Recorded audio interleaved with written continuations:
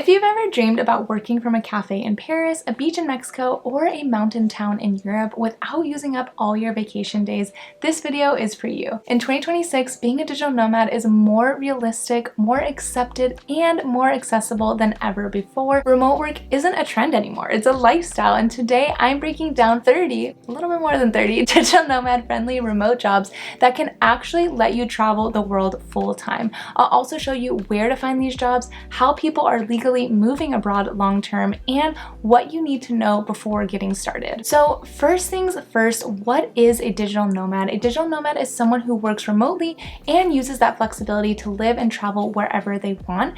Instead of being tied to an office or even one country, digital nomads earn money online, whether that's through a remote job, freelancing, or running their own business, and choose their location based on their lifestyle, their cost of living, or their personal goals. For some people, that means slow travel, spending a few months in each country. For others, it means settling in one place abroad for a year or, multiple years while they're earning an income from their laptop. It's not non-stop vacation. You're still working, of course, but you're designing your life around freedom and flexibility instead of a commute. I was a digital nomad for about a year after I had been teaching English in Vietnam, and I spent it traveling all around South America. I'd pick a home base for a month, so Monday through Friday, pretty standard. I was working, but during my lunch breaks and after work, I would go explore the city, I'd go out to eat. So you're still kind of living a more exciting life than you normally would just from your Monday through Friday. But then on the weekends, or when we would take time off, we would explore other parts of the country. Like the month that we used Buenos Aires as our home base, we took a week vacation and then went hiking around Patagonia. So that's something that just wouldn't have been possible to do in just 1 week, because a trip from the States, not only would the flight time be crazy, you'd have like 4 days in Patagonia, but the cost would be absurd. So just makes doing all of these trips way easier and way more affordable when you're already there. But if you prefer to stay somewhere longer than 1 to 3 months, you're gonna need a digital nomad visa. So let's dive more into those visas and how you can move abroad legally. One of the biggest changes in recent years is how many countries now want digital nomads.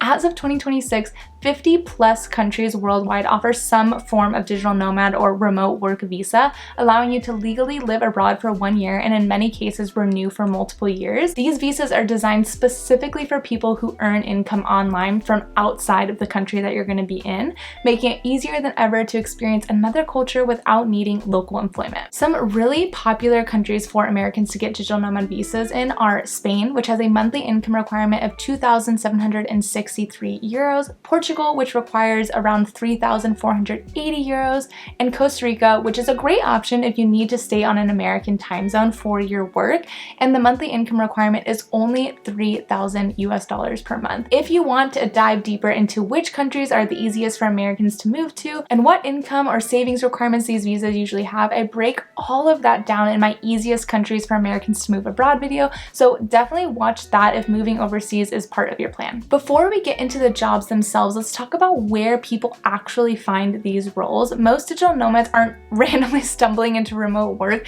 They're using a mix of remote job boards, freelance platforms, and networking sites. Remote specific job boards like We Work Remotely, Remote OK, and Flex Jobs list full-time and contract roles that are already designed to be location independent. Freelance platforms like Upwork and Fiverr are popular starting places, especially if you want flexibility or to kind of build experience quickly. And then of course there are networking sites like LinkedIn, Slack communities, Discord groups, and even X are all huge for finding remote opportunities, referrals, and clients. Many of the jobs I'm about to mention can be found across all 3 of these channels. So let's start with the sector that has the most opportunities and are also the highest paying roles, but will require a lot more experience, degrees, and knowledge than most sections that I'm also going to talk about on this list.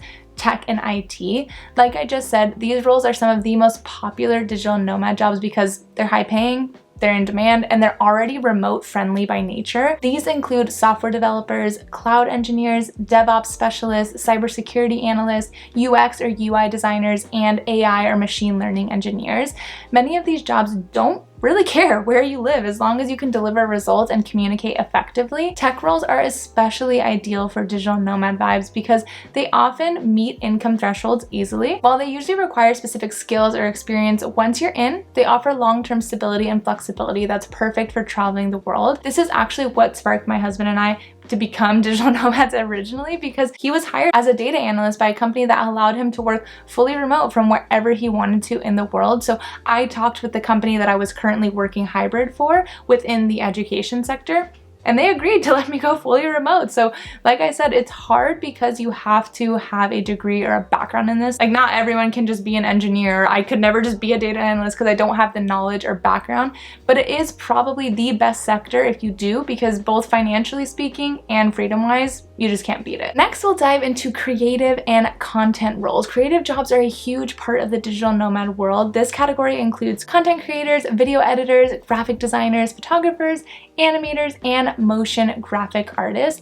These roles thrive in remote environments because everything's delivered digitally. You don't need to be in person anywhere. Many creatives work freelance or on contract, which makes it easier to manage time zones and travel schedules. If you already love storytelling, visuals, or social media, these jobs can turn your creativity into income while you're exploring new places. This is something I've always done as a side hustle. Obviously, you know this because you're watching my YouTube channel right now. So what I would say to those of you who want to explore this avenue, it's not as lucrative or as easy as it seems on social media. I've been doing this for 6 years now, and I earn enough money to maybe scrape by in a really, really cheap country, like somewhere in Southeast Asia or South America, if this was my full-time gig. So if that's what you're looking for, then start now, because everything takes time to even get to that level of income, which is very low compared to most creators on this site. But if you're hoping to live somewhere more expensive, like Japan, Europe, or North America as a content creator, just know it will be hard, especially at first. I just want to set expectations correctly and know it'll take time before you get to that level where you feel like you're seeing everybody on social media like, oh, they just post and they get money. It's not as easy as some people make it seem, so just keep that in mind. I think it's the perfect side hustle and way to dip your toes in the digital nomad world, but you'll most likely need some sort of savings or another revenue stream, especially in the beginning. Which leads me to writing and marketing roles, which are some of the most accessible remote jobs for digital nomads. This includes copywriters, content writers, SEO specialists, social media managers, and email marketing strategists. Companies need consistent content and marketing support, and they don't care where you're sitting and sending an email from or optimizing a blog post from. Many people start freelancing in this space and then later transition into full-time roles or just gain enough clients that it's enough money. These jobs are also great if you want asynchronous work, meaning you don't need to be online at the same exact time every day, like a structure. I actually got a contract position working for a language app where I would write video scripts for their video lessons on the app, teaching them English. It coincided perfectly with my past experience as a teacher and also with my own personal experience as a content creator. So I could literally get on whenever I wanted, any day, anytime, as long as I submitted the one lesson that they asked for each week. That was all they cared about. So it was the perfect digital nomad job. I really loved the flexibility of it and what I was actually doing. And I just found that by just scrolling on We Work Remotely's job board. Now let's talk about business and strategy roles. Business-focused digital nomad jobs include virtual assistants, online business managers, project managers, e-commerce store managers, and consultants.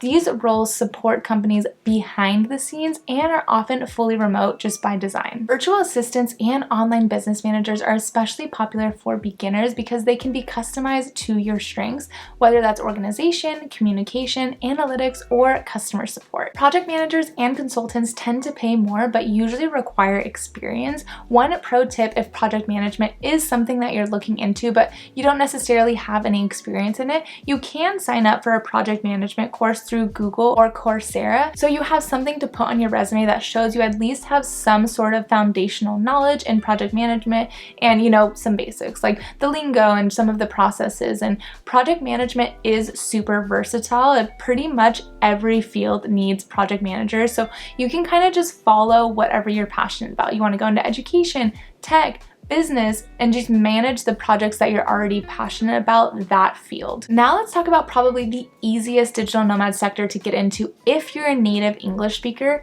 teaching and coaching. These jobs allow digital nomads to work directly with people online. This includes online English teachers, language tutors, course creators, life or career coaches, and fitness or wellness coaches.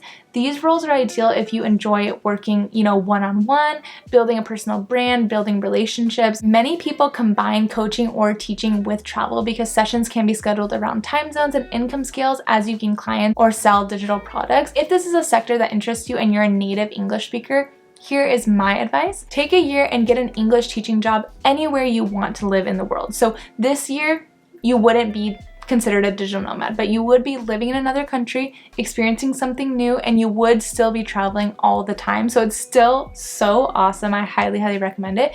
But all the while, you're getting teaching experience to put on your resume. So then after this year, you can apply to be an online English teacher and be a digital nomad the next year and just be constantly traveling and on the go if that's what you want. This is how I first got into the travel world. I took a job teaching English in China for a year. Then I ended up taking another one teaching English in Prague for a year, and then another one teaching in Vietnam for a year. I just personally loved teaching and having a home base while I traveled to all the different areas of the world. But because I had so much experience, I was also able to teach English online for side cash whenever I took those long multiple month backpacking trips like I've done so many times around Southeast Asia, Australia, New Zealand, Turkey, the Balkans, just all over South America. So of course you can just try getting an online English teaching job right off the bat if you'd prefer to just be a digital nomad, be on the go 24/7. But if you want to travel and experiencing something new in a new country, I highly recommend going that route first and then transitioning to a digital nomad job because it will be a little bit easier. Now let's talk about gig and micro job roles, which are usually where people start their digital nomad journey, but they're not really livable wages. These include freelance marketplace specialists, transcriptionists, caption writers, podcast producers, affiliate marketers, and remote customer support representatives. So that's 33. I gave you 3 bonus ones. While these roles may not always pay as much upfront, they are flexible, they're remote friendly, and they can be stacked together. Many digital nomads use these jobs as stepping stones into higher paying remote careers. So now that you have an idea of all the roles that are out there and where to find these roles, let me tell you a few important things before applying. If you want one of these jobs, here's what matters most. Tailor your resume for remote work. Highlight results instead of responsibilities and build proof of your skills, whether that's a portfolio, a website, LinkedIn presence, or client testimonials. Many remote jobs are competitive. Everyone wants to work from home even if they don't want to travel, so applying consistently is key. Also, be honest about time zones, internet reliability, and work authorization. If you plan to use a digital nomad visa, make sure the job allows international work. Not all remote jobs do, so definitely check that out. Being a digital nomad in 2026 isn't about escaping work, it's about designing a life that works with your goals. So whether you want to slow travel, live abroad for a year, or just have the freedom to choose where you live, remote work makes that possible. With the right job, the right platform, and a little patience, or honestly a lot of patience, especially in the beginning, just searching for that first opportunity, that first door to open for you, you really can work anywhere in the world. If you found this helpful, make sure to watch my easiest countries for Americans to move abroad video next, and let me know in the comments which digital nomad job you'd want to try.